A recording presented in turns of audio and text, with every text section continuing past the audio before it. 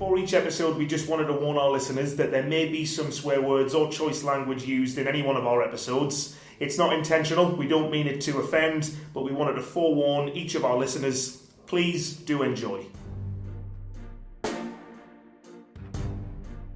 Hello, welcome to another episode of our 50 Shades of Sales podcast series. This time we're going to be on video, okay? So you can finally see or put some faces to the voices.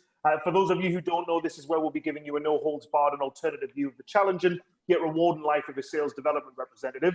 And for those of you who do know, welcome back, okay? Now, in this episode, we're going to be tackling the issue of selling and working from home under the current lockdown rules. We'll be discussing all things furlough, helpful hints and tips, and of course, the things to avoid in this extremely challenging climate, particularly for everybody, but more so for salespeople. Now, joining me to do so are returning new business development executives, Anthony Usher, as well as Russell Renton, who are still selling 5 days a week under the lockdown rules and moving with the daily changes that it throws up. So, guys, first of all, let's start with number one, how are you? And number two, how is the lockdown treating you? I'll go there first, Luke. Thanks for the introduction once again. Fine, I guess is the answer. I think it's really important that you remain positive amidst change. As humans, we naturally don't like change, so it's important that you try to get used to it as quickly as you can. I think slightly more fortunate for myself versus perhaps some other people in our business that I actually worked from home for about 2.5 years. And very much enjoyed it. Really enjoyed just focusing and getting on with the job. Of course, that's not going to be the same, of course, for everyone. But in general, positive. Feels like for the majority of people, we've kind of got over the shock of what's happening, and business is kind of getting back to a more of a steady state, which is particularly great to hear as we're speaking to many businesses. Yeah, I felt like this week is a little bit more of a formality. It was just right, get on with it, crack on. This is life now. Yeah, very much so. Yeah, very much so. I think interesting that there's a lot of statistics that we measured internally regarding the first week of everyone working from home, and I think it's a bit of a novelty at first as you kind of try and get used to it. And I'm working from home and etc. But I think after that, you kind of expect there to be a slight dip as kind of the realization kicks in that, oh my God, we're going to be working from home for some period of time. But I guess in terms of how we've measured it and how we've viewed it, it certainly seems to have plateaued, which is great. Yeah. And what about yourself, Russell? You're on mute. Sorry about that. Just trying to keep the background noise to a minimum there. Yeah, I've been really enjoying it, to be honest. I think the first 2 weeks I had good momentum. Last week, I know we spoke about this a little bit. I started feeling the hump a little bit. Yeah. You know, the conversations were, as Tony mentioned, we're quite full on with measuring lead and lag measures and just trying to keep on top of what we're doing so we can benchmark it against something. And just the amount of calls I was making was remaining the same, if not going up. And the amount of people I was speaking to was just dropping drastically. But picked myself up, got over that hump. Again, spoke to a few peers like yourself, think I've had a way with Tony and stuff. And the back half of last week, I found that momentum. I feel great. And this week, I've felt great again myself. So I think there is ups and downs. And I think I've been through the downs. But this week, I've really enjoyed working from home. And I've noticed that people are starting to get a little bit of optimism back as well, which is great. I think, yeah, it is starting to feel a little bit more normal. I know everything's not going to sort itself out straight away, but just speaking person to person, business wise, there seems to be a bit more optimism. Yeah, and that's good for us.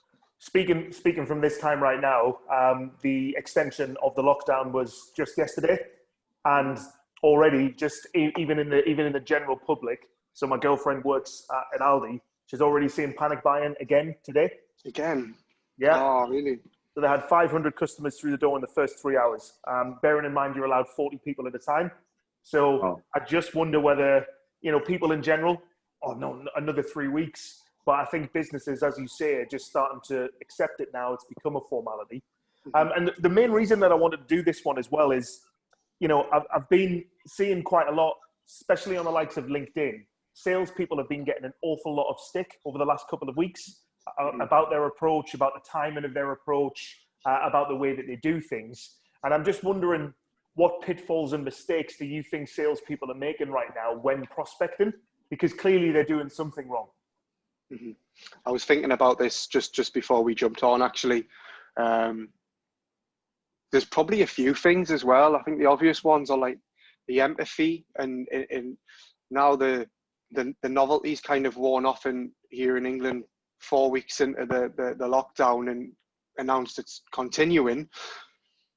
I think people have slipped back into normality a little bit in the pitches. I mean, so just going back to that product pitch mentality. Do you know what I mean? Like, it's not, for the first few weeks, if I was starting every conversation with, look, I hope that you're safe. I hope your family are safe. I hope your peers are safe. And naturally now, it's happening less even when I'm having conversations, because it's dragging on, and I'm keen that it's, especially if I'm speaking to a CEO, it's probably got worse, actually, more than anything, as it's became more of a reality. More people have had to have been furloughed. And I think just maintaining that interpersonal sort of piece and that empathetic piece, and still just being compassionate and still being aware, and not just going back to the normal old ways of product pitching. I guess that's how I saw myself going in that direction, and I wouldn't be surprised if other people start heading in that direction a little bit and just going back into the normal habits. Yeah, and you mentioned the F word. So we've got an F word and a C word that we shouldn't really mention, and it's not the traditional ones. But you guys are speaking to sales directors. You're speaking to commercial officers. People high up within organisations. Are you noticing more and more that their sales teams are now being placed on furlough? Is it just them? Are they holding down the fort, or are teams now just are they back being sales development representatives? So it's a really interesting question, and I think it very much depends on who you serve, who your customer base are. I think we'll dig into this part of this slightly later, but I think Russell makes an interesting point there around empathy 3 weeks ago, and I've started to see that particularly in people who are reaching out to me. A lot of it, hope you're well, hope you're safe, etc. And now it feels very much like it's gone back to that classic. This is who we are. This is what we do, and this is how we can help. And I guess to a degree that's kind of, in some respects, that's not a bad thing to see, because to me that screams that things are potentially getting back to a level of normality. But I think that the biggest thing that people do, particularly in a crisis, is they fail to see the business fit, the business value. As you're all well aware, our sales mantra number one is business fit, business value, long-term relationships, and I think often people forget that. And I think in a crisis, people, I wouldn't hashtag this, but I always deem the term almost panic prospect. So going out to as many, if for example, if you target VP of sales, then you just start targeting every VP of sales, regardless of who they are and what they do, regardless if there's a fit, or the most important, whether you can add any value. And sales reps historically, and I think statistically proven as well, get a bad rep for doing more time researching than they do actually picking up the phone or going through channels to actually sell. However, I'd suggest there's a potential exception given the current climate. And then it's probably more important than ever that you do 30 seconds, 60 seconds more research on who you're going to reach out to ensure there is a fit. So that at least if you do get through to them, you've got to earn the right to speak to them, that you genuinely believe there's a good reason for you to be having a conversation, because you can add value to their company, and ultimately they can add value to their clients. So for me, the number one thing people miss is business fit by a long way. Yeah. And you mentioned the word normality as well. People have now got to realize that this is the new normal. And this will be the new normal for quite a while. So it's either change with the times or get left behind. Yeah. It's another really interesting question, and something that I think we've discussed around internally is, I think there was a little bit of research done a few days ago. I can't remember if it was Gartner or Forrester, but they interviewed several CEOs in London, and the question was really, do you see your workforce working from home? And I think 70% had said as long as they continue to do their job right, then we certainly don't have any issue to it. So I'm conscious myself that when I'm using the word normality, getting back to normality, the reality is this could be our new form of reality, as you rightly mentioned, Luke. So it's a really interesting dynamic. I think the biggest challenge for business is, as long as you can demonstrate your employees can perform, they could be coached, they can be mentored, they can still perform and do their job well from home. But then I guess, why wouldn't you consider that? Why wouldn't you offer flexible learning to your employees if it encourages employee satisfaction, which ultimately means those people stay with you for longer periods of time? Yeah, and we talk about desk-based salespeople. It doesn't matter where the desk is. Yeah. As long as you're effective in front of it, right? And you just talked about different stats. That sales reps only spend around 36% of their time actually selling, so or on revenue generation activities. So of course, time at home has to be spent doing non-sales tasks. Particularly you get those done more effectively when you're at home. So for me, that probably gives you a little bit more time, and not being distracted by those internal meetings. I know that Richard Lane said the other day that he rarely uses email anymore because it seems archaic compared to Microsoft Teams. You can get something done very, very quickly, which had to be put in the diary and had to be planned. So for me, sometimes salespeople actually have more time to be able to sell while they're at home. I don't know whether that's something that you've come across, Russell. Yeah, I'm thinking a little bit differently, to be honest, as well. And on opposite, I said at the start of the conversation, I'm loving working from home. At the same time, I think in sales is probably one of the jobs more than others where you need to be surrounded by like-minded people, though, because all it takes is one really bad call, one really bad closed loss of an opportunity you've been working on for ages, and you're back in the dumps. And I guess with you do have teams, but sometimes you need someone to pick you up as well. So I personally think maybe shorter working weeks in the office potentially in a shift in that dynamic. But I also think like satisfaction of the employee might go up, but culture might go down as well. I don't know if you would counter argue with that at all, but I definitely think it'll be interesting to see where we can meet in the middle with that, definitely, because my satisfaction's going up as an employee. I'm loving being able to be flexible, but at the same time, there's been a couple of calls where I've had to call you and sort of vent and get some advice. And if you were in a small team, luckily we've got a decent sized team, but if you were in a one-man band or you only had a few other guys in your sales team and you were getting hit with objections and no's, and you kind of need that as well. So it's a bit of a counter in my head, a bit of a back and forth. So that made me smile there as well when you said that you had to get in touch, because I remember the message that you sent, and it was if there was a day that I was going to give up sales, today would be the day. And you said that you could almost verbally hear this guy sigh on the telephone when you spoke to him. Can you tell us a little bit more about that? Yeah, it was one of them ones. It was, I think, 4 weeks since the last touch point with this guy. I got him in between meetings, and it was one of them half-arsed conversations where he was like, "Yeah, give us a call in a couple of weeks. I'll be in a better position." Probably knowing fine well that he knows my number now, and that's the one to avoid. Nonetheless, he must have had a moment of weakness, and I got him on that same number. Hi there, it's Russell Renton from Durham Lane, trying to be energetic. All I heard down the phone was just like, honestly, it just sucked out all of that energy, all of that little bit of research that I had done, all of the, has anything happened to this company? Has anything happened on his LinkedIn in the last 4 weeks? And it just pulled all of that away, dropped it like a sack of potatoes. And that was painful as well. That was one of the moments, and it isn't a big one. Like, there's been worse when you've been shouted at and sweared at down the phone and stuff like that. But that's just one of them. It was just a sigh. I don't know what it was about that sigh, but it was gutting as a salesperson. It was worse than a no. We talk a lot about price objections being triggered by salespeople. Okay, so they always think that what they're offering is too expensive. I wonder whether you guys, certainly as business development executives, salespeople going out there, I wonder whether in your own head you're thinking, this customer's not going to want to speak to me even before you've picked up the telephone.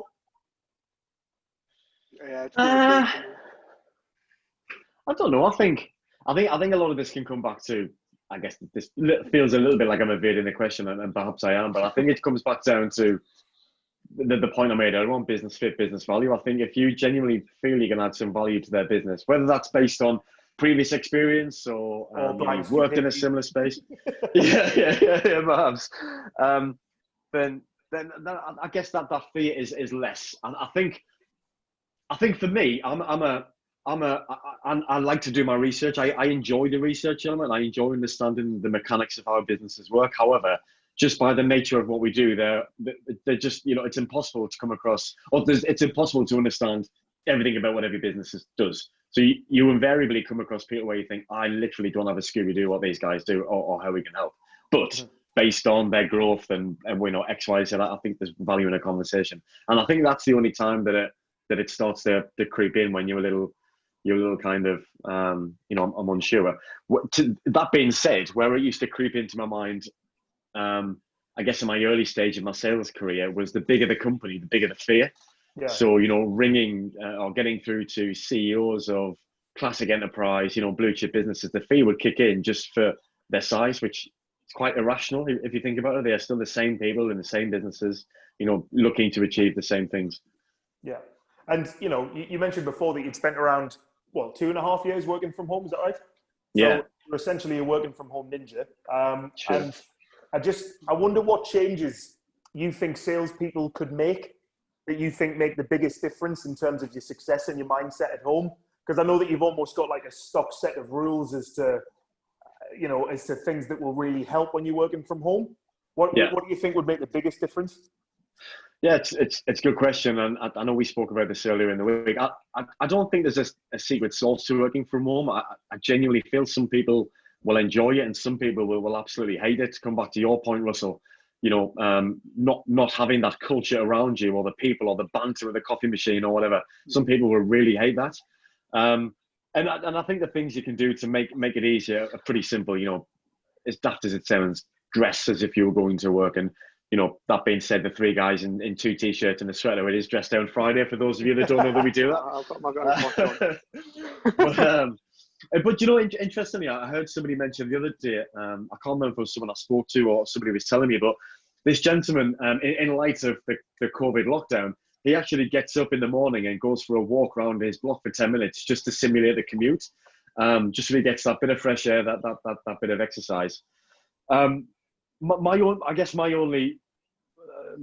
only advice I would give, or my strongest point, is just don't be afraid to try something new. I think as salespeople, regardless of who we work with, we are akin or adhere to a sales methodology, whichever one that may be. You have a typical working routine, but as we all know, shifting to home working, things have changed. The sales cadence you adopted in your business just might not work. If you were heavily email based before getting success, the likelihood of that becoming more successful now isn't probably going to happen, because the statistics are showing that email open rates are lower, particularly from cold. However, phone rates are going almost not through the roof, but they're certainly increasing. So I think just don't be afraid to mix your sales cadence up. And I think a key thing that plays into that is some salespeople are very self-conscious of people around them. Russell, I'm sure he's listening to what I'm saying, whereas the reality is he really doesn't care, because he's got his own job to do. Whereas if you're working from home, you've got your own personal environment, then try positioning your pitch in a different way. Try using video software. Try adapting your emails, adapting your cadence to something that could be more successful. So don't be afraid to change and pivot. The worst thing you can do is keep doing the same of something that doesn't work. Yeah, I suppose it is the perfect occasion to use, some of this time, or plenty of this time, to actually review and refine processes. I know that, one of our staff members has put on our Microsoft Teams, he's put a video prospecting example of what he's done. Some of it pretty cheesy. He's used the term "curiosity killed the cat" on it. But listen, if it works for him, it works for him. But there's a few people already who've gone, "Wow, can you send me the link? I'd love to make a video." And there's a few people questioning, saying, "Well, you know what industry would this work in?" Yeah. And to be honest, try it for everything, right? refine, review, retry the process, see what works, see what doesn't. And you mentioned telephone rates there as well. Are you finding more and more people are available to chat? Yeah, and I think there are a lot of tools, of course, out there that can help you to get through to direct telephone numbers versus, I guess, gatekeepers. But from my perspective, in particular, getting through to people, given the current climate, going back to an earlier point, you have to be empathetic because I've been on the phone with VPs of sales, and I can hear the two kids screaming in the background. I can hear him trying to do his work. The kettle's going. So just be conscious of their time, But interestingly, they often have a little bit more time to chat because they, like us, aren't involved in office politics. They aren't having catch-up calls or catch-up meetings that they would potentially, be having. So, be conscious and empathetic to their situation, but they're often a little bit more available to have a chat with you. And I think what really helps in that situation is really nailing your pitch. Really being concise with who you are, what you do, and why you believe you should be having a conversation. Yeah, and I'd go with that as well, because I listened to a call yesterday from one of our guys, and this guy just went to him, listen, what's your proposition? And he hit the pitch so well, and then finished it with a great question that the guy was like, oh yeah, right, okay. So that would require lots of emails, would it? And then all of a sudden they're into a conversation, whereas if he'd have fluffed that would have been it, and that's confident shot. And you know what? He said that was the first person that he's pretty much spoken to in almost 1.5 weeks. Imagine if that was the first person, and then you fucked it up. Yeah. And then you had to wait another week and a half. And these gatekeepers that we're usually used to trying to battle past, they typically have been furloughed. And you've got somebody manning the office line, a little bit like a lot of our guys who, isn't the gatekeeper. So somebody rang up the other day, asked for a particular individual. They weren't there. And had I not coached them and said, well, you know what? Find out what their role is within the organization, because they might be able to help you. He asked that very same question, and the guy went, oh, I'm co-founder. Yeah. So if he hadn't asked that question, he would have just gone, okay, brilliant. I'll send them an email. I'll try and get back in touch with them in the next couple of weeks. Right? But instead, he got into conversation with a co-founder, and then became an opportunity. So in terms of, I'm spending a lot of my time now internally with a lot of our guys coaching. Lots of salespeople are left to their own devices, and we say this time and time and time again. It's one of the things that, reluctantly sales directors will, invest in is training. So there's plenty more time now to get coaching. How much more effective do you think salespeople are once they get it? Yeah, I think a lot of this depends on the culture. I'm sure you'll know this yourself, like speaking to many organizations. I think internal sales training or personal professional development can be really strong in some businesses. It can be really, really weak actually in some businesses. And totally agree with your point. If you as a salesperson are left to your own devices, then if you aren't getting better, then arguably, of course, you're either staying stagnant or you're getting worse. So it's really important. I think we're really super fortunate in that we're a sales training organization first and foremost. So it's a real opportune time to do that. I think from my perspective, it's been quite unique to join into more webinars that I wouldn't normally tune into, because I can afford maybe 15-20 minutes out of my day just to kind of tune in, get those key points and adapt them into my current working life if of course it deems fit. So I think that there's a real opportunity, but of course the danger is, if with everybody working remote, if you aren't coaching and staying as close as you can through Teams and Zoom and have you, then you're going to start to feel disconnected. And Russell, you mentioned earlier on, just being able to pick up the phone and vent. That was of course your intention, but venting, ultimately the end goal there is to support you and coach you to the point where you handle that more successfully the next time maybe. So it's hugely important. Yeah, absolutely. Yeah, it was on the tip of my tongue actually to bring that up, that point earlier on in the conversation, because it's one of those peer-to-peer coaching moments. I know it may not be formal training, but I think there's a lot of power in those little sort of learning interventions, but just with your friends, with your colleagues, with your friends. Richard Lane was obviously on a sort of webinar, like an in talk video with Kevin Beals from Refract. I think it was last week or the week before. After that, I had a look on Kevin's LinkedIn profile. Obviously, he's a friend of the business, and he said it amazingly, like on a poster. It is obviously their tool. Their tool does help, of course, but this is an interesting time as well with the F word in mind, furlough for self-development as well. Like even when the furlough sort of conversation first came up in our organization and with everyone's organization, like it will, I was thinking about what sort of qualifications I could be doing during this, what sort of extra development, because the last thing I want to do is, for the world to pause and for me just to pause with it. I want to keep moving. I want to keep developing. I want to get better. I want to do more training sessions with you and continue to upskill, for example. But I don't want to have to wait for 3 to 6 months for everything to return back to normal. I don't want that to pause my development.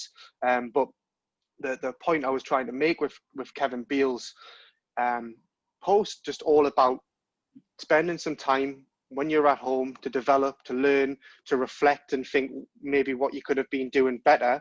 When I return back into the office, I'm going to start absolutely smashing my negotiations, and I'm just going to start getting out proposals and negotiating and getting better at that element of selling like crazy. And now is a good time to think of that.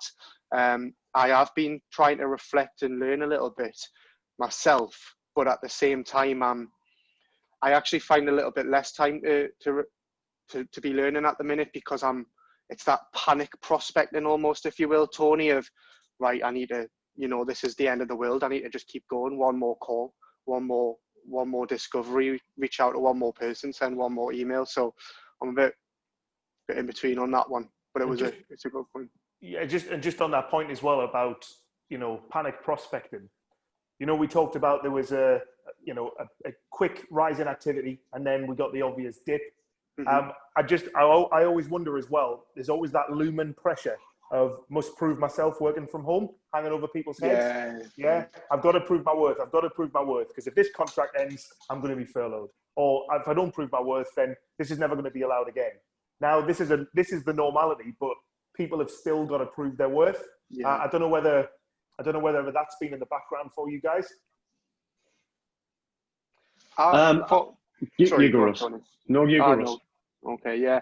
No, it has very much been in the back of my mind, I think. And if anyone, maybe people like you and Tony who've been at the business for longer, then fair enough. But I think anyone who's maybe been in an organization for around about a year less, just over a year, they will be a little bit worried about proving themselves.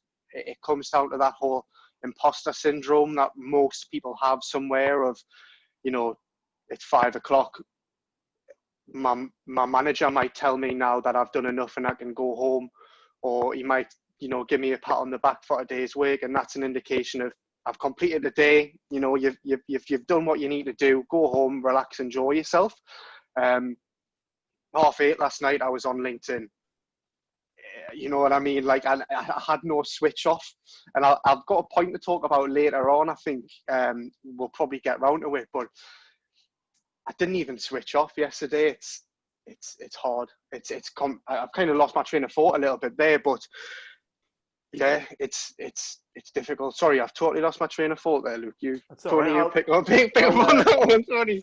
I'll teach you how to switch off, mate. Don't worry. Yeah. No. So yeah, I think you guys are talking about learning new things, and basically, I've got 2 stress balls here. Look, that's what I'm learning.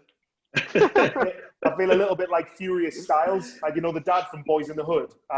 Actually, there's a good bit of advice if you're working from home. If you want a film to watch and you've never seen it, go and watch Boys in the Hood, and you'll know exactly what I'm talking about when it comes to this. Yeah, I'm trying to get some more dexterity in the left hand, but it just isn't working. And listen, we talk about people making mistakes, right? And some people will have bombed, and we talk about keep going, the professional persistence. It's one of our sales mantras for a reason. You have to keep going. Yeah. We talk about it takes an average around 18 call attempts to connect meaningfully with a buyer, and 80% of business-to-business sales require 5 follow-ups. After a meeting to close a deal. yet we're finding that salespeople are just giving up after, one follow-up attempt maybe. Mm-hmm. So with you guys, have you had any, can you tell me about any awkward or the worst moments that you've had when approaching somebody under these lockdown rules? I haven't had any, I think hugely, ones that I'll recall in 10 years time. I think, Christ, that was horrific. But even though we are trying to remain empathetic in our approach, where I have had tense conversations has been because of the F word, ironically. The biggest part of how we help businesses is acting as an extension of their sales team, so outsourcing. And ultimately, when you're having an opening conversation with a business, how are you getting on? What's the impact? And as soon as they start to say, well, I've furloughed my team or furloughed half my team, and they say, what do you do? Oh, well, actually, we outsource sales. And it's like, right, so I've furloughed all my team, yet you want to take more money off me so I can outsource sales. And it's like, so that's for me, that's the degree where it's been awkward. Nothing hugely, hugely like crap. That was, that was cataclysmic. But yeah, I think it just feeds back to being as empathetic as you can before you put your foot in it. Do you find it's more difficult as well to qualify commercially these days in terms of, trying to ask budgets and trying to ask for timescales on calls, using our qualification process? I just wonder whether now is the right time to accurately qualify, or actually, you know what? Let's do 4 out of the 7. Let's just find out whether there's an opportunity and start building relationships at this moment. How are you finding it?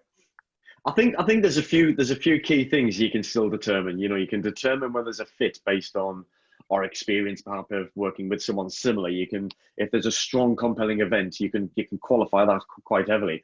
I think you hit the nail on the head. The two nightmares currently are budget and timescales, because budgets have been. It's different, of course, for every business. What I've found is for smaller organizations, budget is frozen, and I get that because it's probably their own personal money that's invested in the business. Makes total sense. For larger organizations, what we're seeing is that budget is perhaps being reallocated. So if you're a business that relies heavily on going to events, then that is a huge proportion of net new prospecting that you just aren't going to get. So they're shifting to webinars. Well, okay, how are you capturing interest from the webinars? How are you capturing the attendees? How are you going to market? Some of them are using more of a digital approach, for example. So you've really got to just, I guess, navigate that. But I guess the reality is, you mentioned before, Luke, that there are many different decision makers when a business decides to commit to something now. And the reality is, one person doesn't often know all of those points. So it's really, really hard to qualify that. And from a timescales perspective, I mean, who the hell knows, to be honest? Because I hear a lot of people saying, let's get back in, let's reconnect in May. We'll start this in May. I don't know if people know something I don't. And May, we're all going to be back on the streets. The pubs are open, businesses BAU. But those are a nightmare at the moment. And get it, totally get it. So you're right. We can qualify to a degree, but it's never going to be as strong as it was pre-COVID. Yeah. I'm finding, I'm using it in pretty much every conversation I have. I'm saying no I's are getting dotted, no T's are getting crossed anytime soon. It's just all about pipeline. Call it pipeline if you will, just call it relationship building. It just natural on a human level. It's just all about finding some people who you're going to be able to get back in touch with, periodically, and they're not going to be in a position where they're like, oh God, not this person again, and side on the phone at you. Like when I realized I wasn't pushing for budget or time scales, I was doing my touch point. I was checking in, how you doing, things improving on your end. And I think now's a good time to find people who are going to be, happy for you to check in every so often. And we just need to keep doing that. Pipeline build. Just to do myself a little bit justice on that point before, where I totally lost my train of thought, the pressure, like I'm overdoing. I think some days I'm overdoing it personally. I don't know about you guys.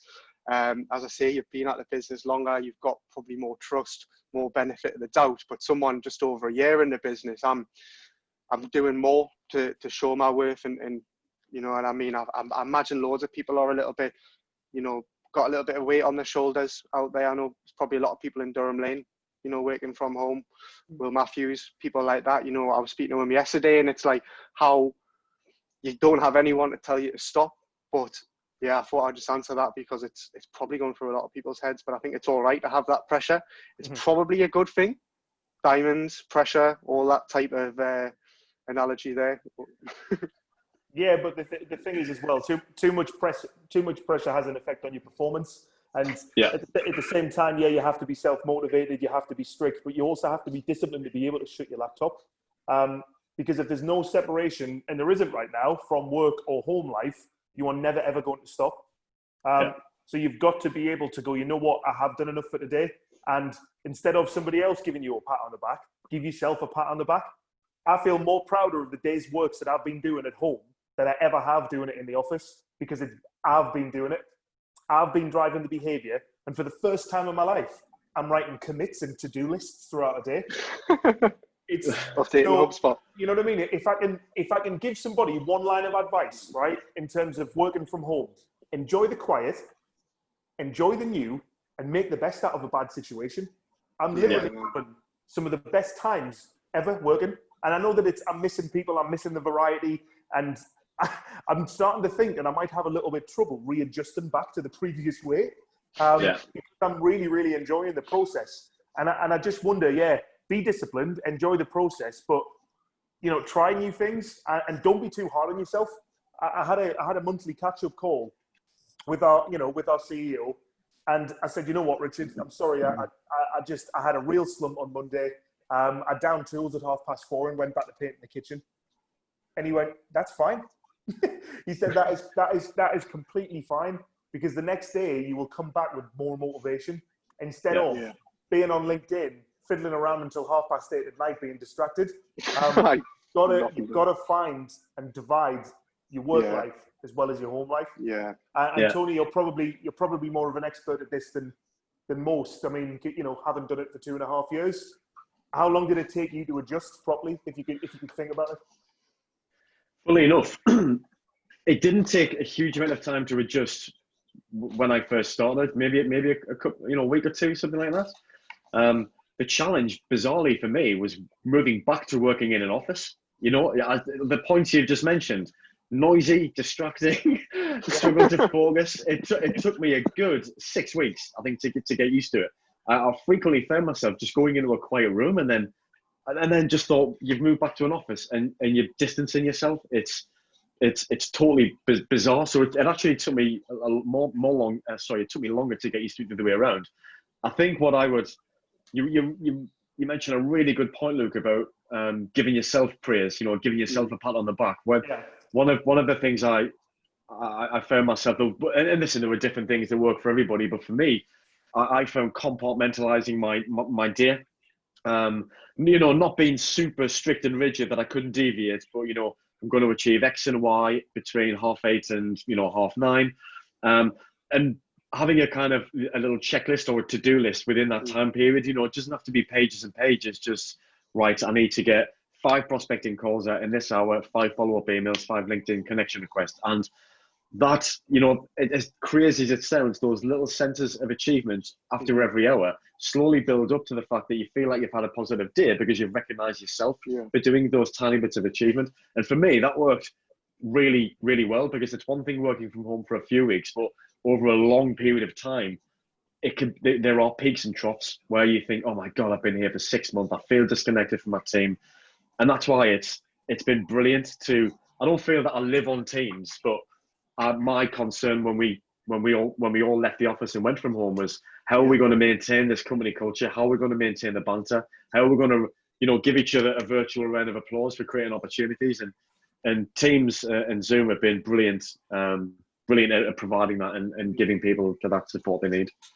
You should add it, how we're going to take the piss out of Russ.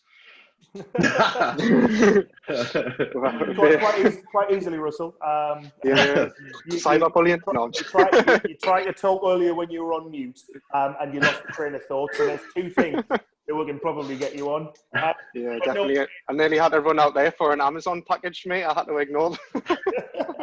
Oh yeah, I've had to run out of coaching sessions for deliveries coming to the door. And I'm thinking, please don't come during this podcast. So listen, what we need to do is we need to keep looking at this positively, because it's far too easy to let it all get on top of you. And I might be lucky in the fact that I'm working in a big space and I'm by myself. There might be people who are in a house share that are literally working from bedrooms and can find the working day very, very difficult because they can't even leave that room. Never mind their actual workstation, they can't leave that room because that is their workspace. So I just wonder if there's a little message of positivity that you can, I know I'm catching you out of the blue here, but a little message of positivity that you can give, a little bit like mine, just in one line. Ooh, on the spot. Right. I know. Let's have a think. Stoic and philosophical. I think to quote the words of our CRO, Lee Durham, I'm sure he, once a month he'll be on trying to rally the troops, and it's like healthy body, healthy mind, healthy soul, or something like that. But take regular breaks. Exercise where you can. Now's a really good opportunity to loot yourself. I'm sick to death of seeing you on LinkedIn doing some lunge or squat I've never even heard of before. But stay fit, stay healthy. Give yourself regular breaks, and just enjoy the moment to make the best of what you can. Yeah, I think a lot of people will look back on this fondly at the end of the day. Me and my girlfriend, if we're in traveling situations, and it's a total shit your pants moment, and you just think, why am I here? We'll call it type 2 fun. So it's crap at the time, but when you look back at it, it's really, really funny. I think quite a few people will look back on this quite fondly. Russ, have you had time to think of your one-liner? It's going to be super basic. I was actually going to deflect it onto you and ask to see some of those lunges while I think of it, but your workspace isn't good enough. To be honest, find something to make you laugh. Like if you're in a small one-man band team, you know what I mean, or if you've only got a few of you and there's not much banter, then see if any of your mates want to join some Facebook group chats or on bloody Reddit forum or anything that's just gonna, you can look to one side of your screen and cheer you up, and then just crack on.